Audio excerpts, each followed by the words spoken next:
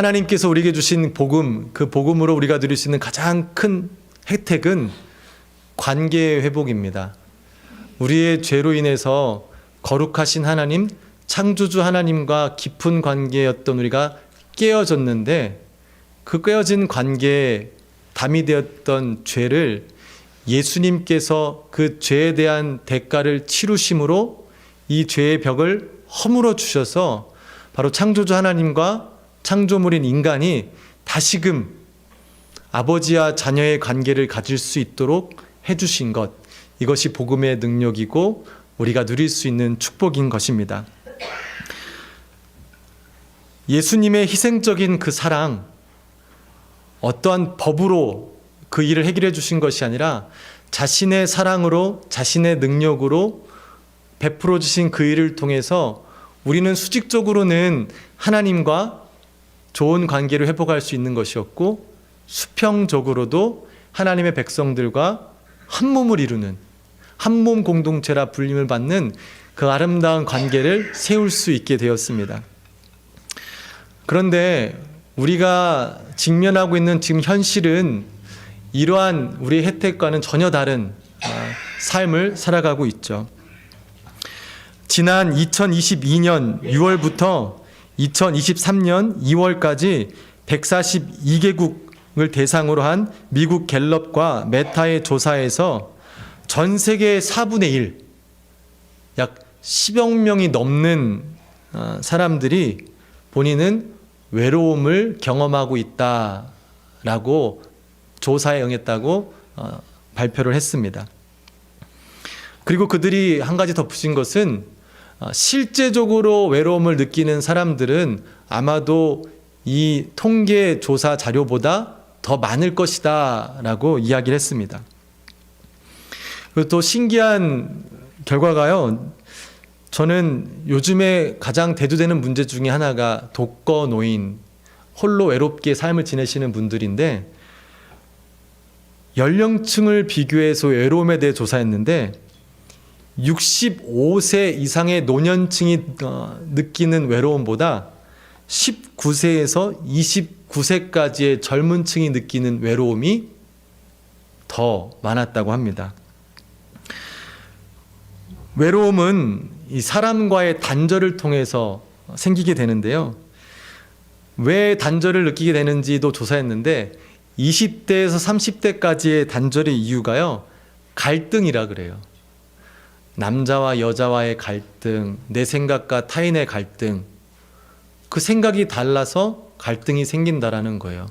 뭐 이유는 당연하죠. 예전에는 어떠한 우리가 공용하는 공통의 법들이 있어서 이렇게 하면 맞고 저렇게 하면 틀리구나라는 생각들이 많이 있었는데, 요즘에 젊은 세대들은 네 생각이 맞아, 네가 생각하는 게 맞아 라는 게 답이 되어버려서 내 생각들이 다 다르다 보니 그 생각들이 부딪히게 되고 충돌하게 돼서 갈등을 겪으니 차라리 갈등을 겪는 이보다 나 혼자 지내겠다.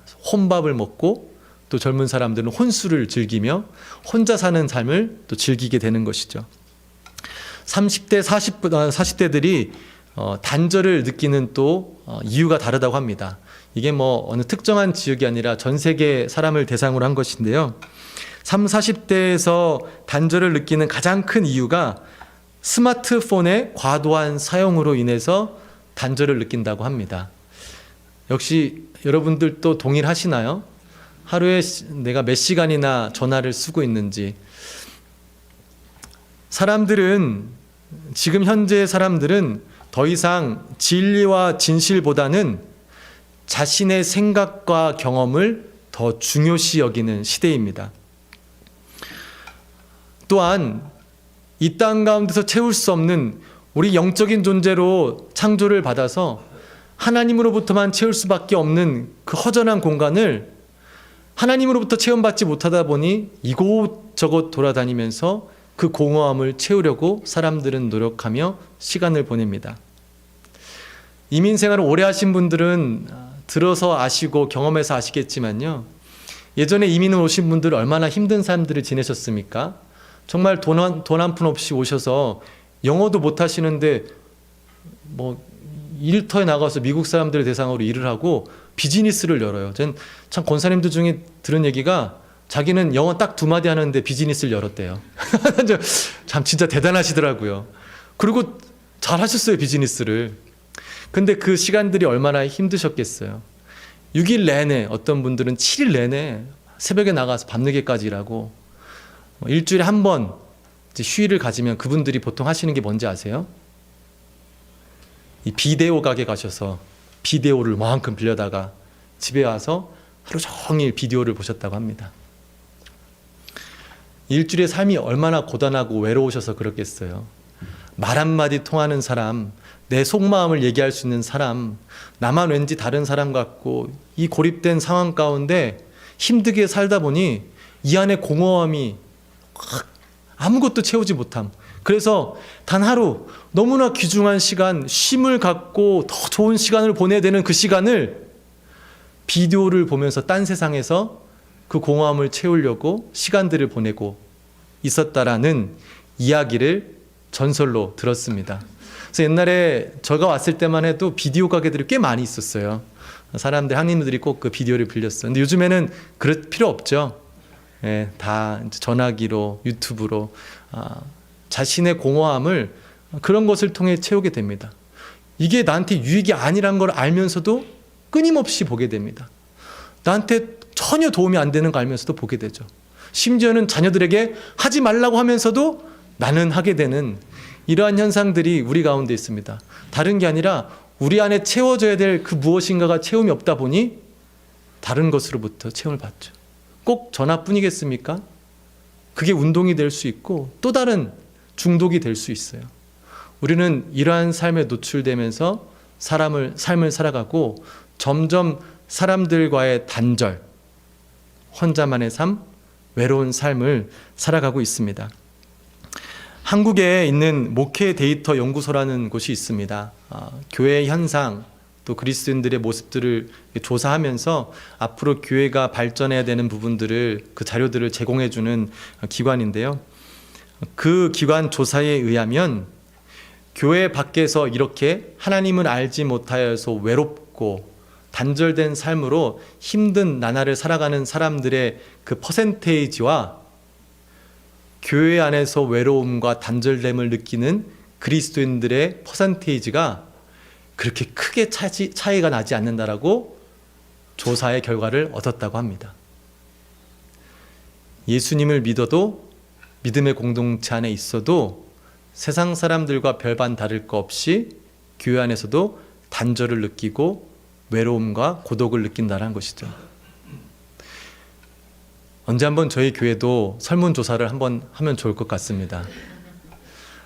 여러분 교회를 다니시는데 혹시 외로움을 경험해 보신 적 있으신가요? 분명히 내 주위에 사람들은 있는데 그분들과 함께하기보다는 단절됨을 느끼신 경험이 있으신가요? 누군가에서 단절을 당하는 경험도 있지만 내가 스스로 다른 사람들을 단절하는 경우도 있지 않습니까? 아까 말씀에 의하면 그리스도인들은 하나님께서 허락하신 복음, 그 큰 선물을 가지고 하나님과의 관계, 사람과의 관계가 회복되어서 원래 하나님께서 만드신 가장 아름다운 모습, 사람이 홀로 있지 아니하고 한 남자와 한 여자가 한 몸을 이루어 아름답다 하신 그 한 몸, 예수 그리스도로 구원받은 믿음의 사람들을 예수 그리스도, 머리 대신 예수 그리스도를 함께 한 몸을 이루게 하시며 가장 아름다움을 회복하게 하시는 그 하나님의 믿음의 공동체의 교회 안에서 외로움과 단절됨과 고통이 있다라는 것, 이것은 뭔가 문제가 있다라는 것이겠죠. 오늘 본문의 말씀은 이런 문제를 가진 고린도 교회에게 말씀을 하시면서 지금 현재의 교회들이 혹시라도 이런 고통을 갖고 있다면 우리의 교회의 문제를 돌아보고 다시금 하나님께서 허락하신 선물을 회복하게 하시려고 오늘 우리에게 또 말씀을 전해 주십니다. 오늘 우리가 읽는 본문은 고린도 교회에 있는 그 성도들이 세운 교회에 바울, 즉 고린도의 교회를 세운 바울이 편지를 쓰는 것입니다. 저희가 알기로는 이 고린도에 총 4개의 편지를 썼다고 합니다. 근데 그 중에 2개의 편지만 저희가 지금 읽고 있죠. 고린도 전후서. 고린도전서 읽다 보면 바울이 그 전에 또 중간에 편지를 쓴 것들을 우리가 알 수 있습니다. 총 4개의 편지를 보냈는데 여러분들이 아시다시피 바울은 복음을 전하고 그 복음을 영접한 자들을 참 사랑했어요. 그래서 그들을 위해서 늘 기도했죠. 그리고 함께할 수 없음에 편지로 때로는 그들을 위로하고 칭찬하고 격려하고 권면하여 그들이 옳은 길로 갈 수 있도록 하였습니다. 오늘 고린도전서의 말씀, 이 말씀도 그러한 목적으로 바울이 고린도 교회에게 썼는데요. 이렇게 쓴 이유가 바울이 고린도 교회에서 일어난 문제를 듣게 되었어요. 그 교회에 4가지의 문제가 있었다고 하는데요. 지도자에 따른 분열, 베드로라 하는 예수님의 제자 혈통, 명분이 확실한 자가 있었고요. 아볼로라 하는 아주 언변이 뛰어난 세상적인 지혜의 기준으로 봤을 때 참 멋있는 사람, 그 다음에 교회를 세운 개척자 바울, 이 3사람의 지도자를 보고 놓고 다 각자들이 나는 개바파다, 나는 바울파다, 나는 아볼로파다 라고 하며 분쟁이 있었다고 합니다. 2번째로는 이 성도들 간의 빈부격차가 많이 있어서 그 빈부격차로 인한 분리가 또 분열이 있었다고 그러죠. 그 다음에는 여러 가지 하나님이 성령을 통해서 은사를 주셨는데 고린도 교회 사람들은 특히 방언의 은사만 강조하면서 방언 이외의 은사를 가진 사람들을 무시하고 자신들이 가진 그 은사를 자랑하면서 이 분열을 시키는 일들을 조장했었다고 합니다. 그리고 마지막으로는 우상 숭배에 쓰였던 음식을 먹는 게 맞느냐 틀리냐 이러한 이유들로 고린도 교회가 분쟁이 일어났다는 소식을 바울이 듣고 그 문제를 해결하기 위해서 편지를 쓴 것이 고린도 전서입니다. 이 중에 한 가지만 교회에 있어도요 골치 아프죠. 이거 해결하기 정말 힘든데 4가지의 문제가 한 번에 터지는 거예요. 교회가 얼마나 정말 난리 났겠습니까? 막 싸우고 보기 싫은 사람들이 같이 앉아서 예배 드리는 거예요. 참 그런 어려운 상황 가운데 바울이 편지를 쓰는데요. 이 다른 여러 가지의 문제가 다른 모습으로 보이지만 결국 바울이 보기에 그들이 가진 문제는 중심은 딱 하나. 하나님께서 그들에게 허락하신 하나님의 능력, 그 십자가의 가치가 없어지고 세상의 가치가 교회의 가치가 되어지면서 그 결과로 인해 이러한 일들이 나타나는 것을 바울은 알고 있었습니다. 바울이요, 오늘 본문 말씀의 처음 말씀을 시작하는데 이렇게 시작합니다. 형제들아, 너희를 부르심을 보라. 육체를 따라 지혜로운 자가 많지 아니하며 능한 자가 많지 아니하며 문벌 좋은 자가 많지 아니하도다. 이 말씀을 준비하면서 이 말씀을 우리 교회에 어떻게 적용을 하지? 고민이 되더라고요. 우리 교회는 지혜로운 분들이 참 많으세요. 문벌 좋은 분들이 참 많으세요. 좋은 교육 받으시고 또 좋은 직장 다니시고 남부럽지 않은 삶을 사시는데 오늘 본문의 대상자들은 볼품없는 사람들인 거예요. 교육도 받지 않고 가문도 좋지 않은 집에서 태어났으며 신분조차도 세상에 아무런 영향력을 끼칠 수 없는 비천한 사람들, 고린도 교회 사람들에게 편지를 썼던 것입니다. 실제적으로 고린도 교회 사람들이 그랬었어요. 대부분의 사람들이 노예이거나 아무런 힘이 없거나 교육을 받지 못한 사람들로 이루어져 있던 것이 고린도 교회였습니다. 때론 아까 말씀드린 대로 소수의 부자들, 소수의 문벌이 좋은 사람들이 있지만 대부분이 그랬던 것이죠. 근데 하나님께서 세상적인 낙오자들, 힘없고 나약한 자들만 부르신다는 것으로 이렇게 말씀을 한 것이 아니었습니다. 하나님의 중심적인 메시지, 즉 바울을 통해서 주시는 것은 너희들이 구원받을 때를 생각해 보라. 너희들이 구원받을 때 너의 지식이, 너의 가문이 네가 가지고 있는 것이 과연 네가 받은 복음의 그 구원에 도움이 되었는지 봐라. 아무것도, 세상의 가치로는 그 어떤 것도 너희가 복음을 듣고 구원을 받는 것에는 도움이 되지 않음을 그때 상황에 비추어서 그들에게 강조하기 위해서 말씀하신 것입니다.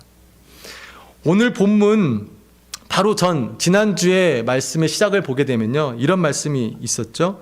십자가의 도가 멸망하는 자들에게는 미련한 것이요 구원받는 우리에게는 하나님의 능력이라. 그래서 그거를 다시 한번 기억하라고 하시는 겁니다. 너희들의 구원받음이 너희들이 이 땅 가운데 가지고 있는 것으로 살 수도 가질 수도 없는 것이고 하나님의 선물로 주신 것인데 왜 자꾸 이 땅에 세상에 있는 것으로 자랑하며 내 파가 우리 스승이 낫다, 내가 가진 것 있으니 내가 너희들보다 낫다고 자랑하며 교회 안에 분쟁을 일으키느냐라고 이야기하는 것입니다. 여러분들 신앙생활 오래 하신 분들 보면서 옆에 주위 분들과 간증을 나누며 또 들은 적이 있으시겠지만, 여러분 100이면 100이라고 할 수 있을까요? 모든 그리스도인들은 자신의 연약함과 나약함과 부족함과 어리석음과 아무것도 할 수 없음을 깨달은 그 순간 예수님을 영접한 것을 여러분들은 듣게 되고 여러분 스스로도 경험하게 됩니다. 왜냐하면 복음 자체가 그 경험이 없이는 받아들일 수 없기 때문에 그래요. 내가 가지고 있는 능력으로 무엇인가 할 수 있다 하면 하나님의 그 온전한 은혜를 받아들이지 않거든요. 왜? 내가 할 수 있는 부분이 있기 때문에.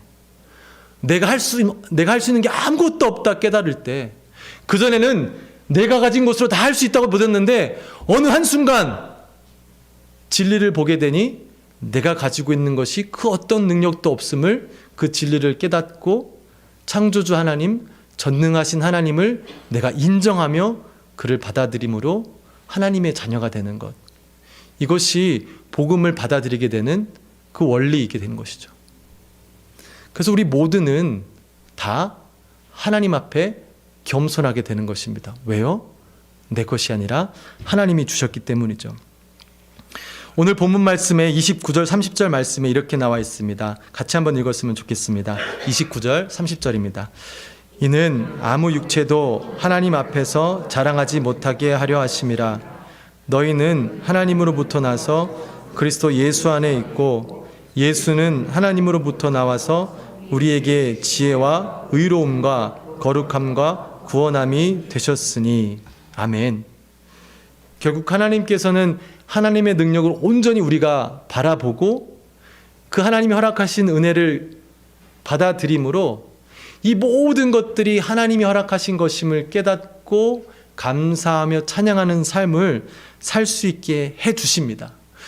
그게 끝이 아니라 아까 말씀드린 그렇게 믿음을 고백한 사람들끼리 하나님이 묶어서 한 몸 공동체로 세워준 것이죠.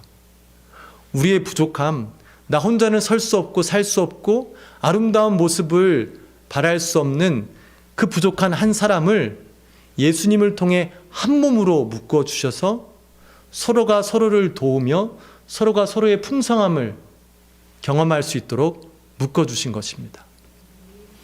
그래서 우리는 한 몸이기에 누군가를 돕는 일에, 누군가로부터 도움을 받는 일에 하루빨리 어색함을 벗어내야 됩니다. 내가 다쳤는데 내가 도와주려고 그러는데 얘가 아니야 괜찮아 도와줄 거 없어 내가 한번 알아서 해볼게라고 하겠습니까? 아니죠. 얘가 아프면 내가 약을 발라주고 안 쓰도록 쉬게 하고 나을 때까지 기다리지 않겠습니까? 그래야 내 몸이 온전해지니까. 그게 하나님의 공동체라는 거예요. 서로의 아픔을 알고 서로의 고통을 알고 때로는 서로의 기쁨을 알아서 함께 그 풍성함으로 하나님이 주신 은혜를 경험하는 것이 이 한몸 공동체입니다. 이것은 우리의 결정과 선택이 아니라 하나님께서 허락하신 것입니다. 우리가 받아야 되는 거예요. 거부할 수 있는 것도 아닌 우리가 그대로 받아들여야 되는 것입니다. 믿음으로 한 몸이 된 것이지 시간으로, 직분으로 한 몸이 되는 것이 아닙니다. 그래서 우리는 하나님의 말씀을 의지하여 서로를 돌봐야 될 줄 믿습니다. 예전에 그랬던 일들이 있어요. 신앙생활 하다 보면 내 친구들이, 내가 아는 사람들이 안 오면 서로 전화하고 무슨 일이 있냐, 이렇게 이런 일들이 있지 않았었나요? 서로 체크하며 혹시나 어떠한 일이 있어서 그랬는지 서로가 서로를 돌보며 그렇게 신앙생활 할 수 있도록 지켜주는, 건강을 지켜주는 때가 있었는데 지금은 그런 일들이 많이 없어지죠. 왜? 나만 신앙생활 잘하면 되니까. 나 하나가 내 한 몸으로 생각하고 하나님이 맺어주신 한 몸을 이루지 못하니까. 부부관계도 똑같죠. 하나님이 한 몸을 이루어주셨는데 이젠 각각 개인으로 여기는 것이 지금 세대이죠. 너는 너, 나는 나.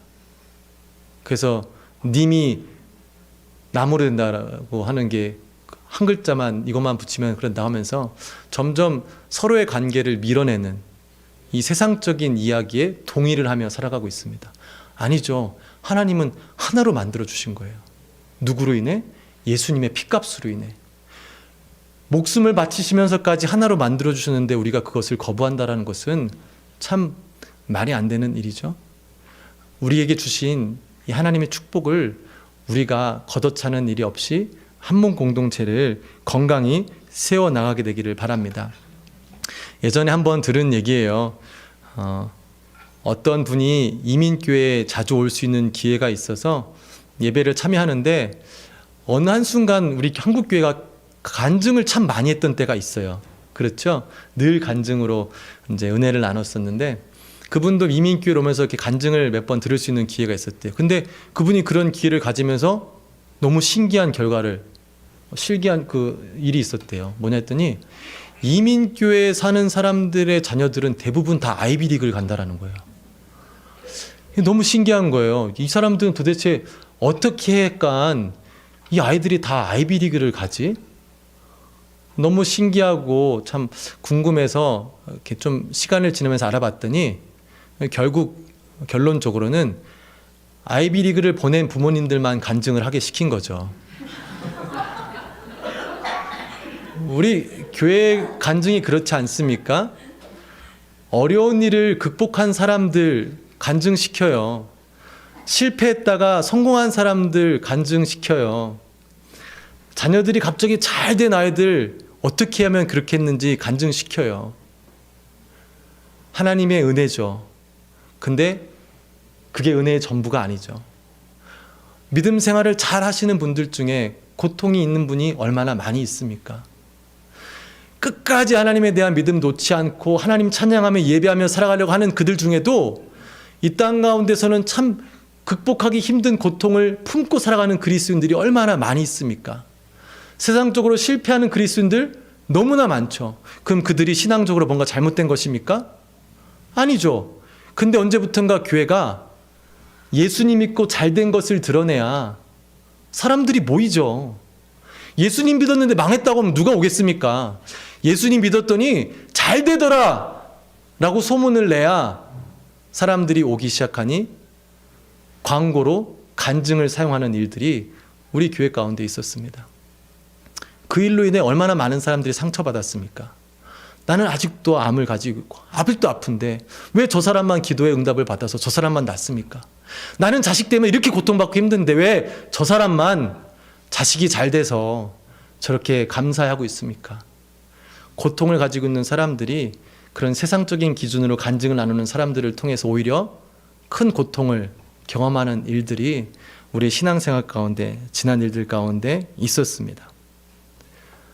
우리는 분명히 하나님의 가치로, 하나님의 능력으로, 하나님의 선물로 이곳에서 세상에서 누릴 수 없는 그 축복을 누렸는데 어느샌가 모르게 우리의 그 기준이 세상의 기준으로 바뀌어버리게 되었습니다. 잘 사는 게 축복받은 거고 아이들 건강하고 잘 크는 게 축복받은 것으로 그것이 가장 귀한 축복으로 생각합니다. 예수님을 올바로 믿고 예수님을 경험하고 우리 자녀들이 그 어떠함에도 불구하고 예수님의 자녀임, 하나님의 자녀임을 확신하는 일에 우리의 기쁨이 없어지고 있습니다. 교회에서 가장 기뻐야 되는 일이 뭔지 아세요, 여러분? 침례식이에요. 침례식보다 더 행복한 것과 더 축제는 없어야 돼요. 왜? 한 영혼이, 죽었던 영혼이 주 앞에서 다시 살아남을 우리 앞에서 공표하며 드러내는 일이거든요. 교회 가치 중에 한 영혼이 살아나는 것보다 더 귀한 가치가 어디 있습니까? 없어요. 그래서 침례식이 모든 교인들이 함께 한 마음으로 기뻐하며 감사하며 축제의 시간이 돼야 되는 게 침례식입니다. 그 외에도 우리가 가치들이 여러 가지 있지만 가장 교회에서 가치를 두고 생각해야 될 것은 하나님의 능력으로 이루어진 그 영원히 살아나는 일들이 우리에게는 가장 가치가 있어야 될 줄 믿습니다. 세상의 가치가 쓸데없는 것 아니죠. 필요하죠. 그렇지만 그 필요까지만 필요하지 우리의 욕심으로 필요 이상의 것을 가질 때는 그게 욕심이고 그것이 잉태하여 죄가 되는 것이죠. 그 기준으로 그 죄로 이곳에 오다 보니 하나님의 능력으로 한 몸을 만들어주신 공동체 안에 단절이 생겨요. 외로움이 생겨요. 아픔이 있어도 꺼내서 나누지를 못해요. 이러한 신앙생활을 우리가 살아가게 됩니다. 참된 기쁨을 누리지 못하며 살아가죠. 제가 어제 그 셀 리더 모임을 하면서 참 너무 답답하고 아쉬운 부분이 있었어요. 저희 셀 리더분들 중에 이렇게 간증을 해주시더라고요. 예수님을 믿고 났더니 이 성경이 꿀송이보다 단 것을 경험하셨대요. 예전에는 믿지 못했는데 성령님이 만져주시니까 그렇게 강팍했던 내 마음이 바뀌어서 이 말씀이 진실로 들어오고 있는 것이 너무 기뻤다라는 거예요. 저는 일주일 내내 이 성경 때문에 골치가 아파요. 오늘 오기 전까지도 새벽까지도 계속 너무 힘든 거예요. 성경도 봐야 되고 주석도 봐야 되고 때로는 이해도 안 되고 때로는 이걸 어떻게 해야 되는지 고민하며 하다 보면 말씀이 때로는 힘들고 막 좀 피하고 싶을 때가 있어요. 그런데 성령님의 은혜로 하나님의 그 능력을 받은 성도님들이 셀 리더분들이 그 하나님의 말씀이 너무 달대요. 너무 기쁘대. 이게 사실이래요. 그 말씀을 듣는데 참 너무 답답하고 부럽고 또 죄송한 마음이 들더라고요. 하나님의 은혜를 주시면 하나님의 일이 예배하는 것이 말씀을 대하는 것이 기쁨이 될 줄 믿습니다. 저도 그런 동기부여를 받고 다시 한번 또 그렇게 나아가려 합니다. 혹시 여러분들 중에 말씀이 어렵고 가깝게 하기 싫고 예배 드리는 것이 별로고 이런 분들이 있다면 그렇게 해주시는 성령님을 찾고 도움을 구하시기를 바랍니다. 그러면 진리되는 것을 우리가 경험할 수 있게 해주신다고 하나님은 약속해 주셨습니다. 우리도 모르게 하나님의 기준이 아닌 세상의 기준으로 우리가 이룬 한 몸을 점점 아프게 또 건강을 잃어감에도 불구하고 돌보지 못하는 믿음의 공동체를 보고 경험하게 될 때가 있습니다. 하나님의 부르심을 망각한 채 자신의 잣대로 판단하고 자신의 우월함을 드러내며 교만함으로 분열을 조장하는 일들도 있게 됩니다. 그러다 보니 갈등이 생기고 불편해져서 서로 거리를 두죠. 한 몸 공동체로서 마땅히 돌아보며 무슨 일이 있는지 어디가 아픈지 서로 다가가서 돌봐야 되는 그 공동체가 더 이상 기능을 발휘하지 못하게 됩니다. 그러다 보니 교회 안에서도 외로움, 고통을 우리가 경험하게 되는 것이죠. 기준 중요합니다. 율법도 중요합니다. 세상의 가치도 무시할 수 없습니다. 그러나 이 모든 것으로도 우리를 구원할 수 있는 힘은 하나도 없습니다. 예수님의 죽으심, 그 예수님의 희생으로만 우리가 구원함을 얻었습니다. 그 십자가의 능력을 우리가 잊지 않게 되기를 바랍니다.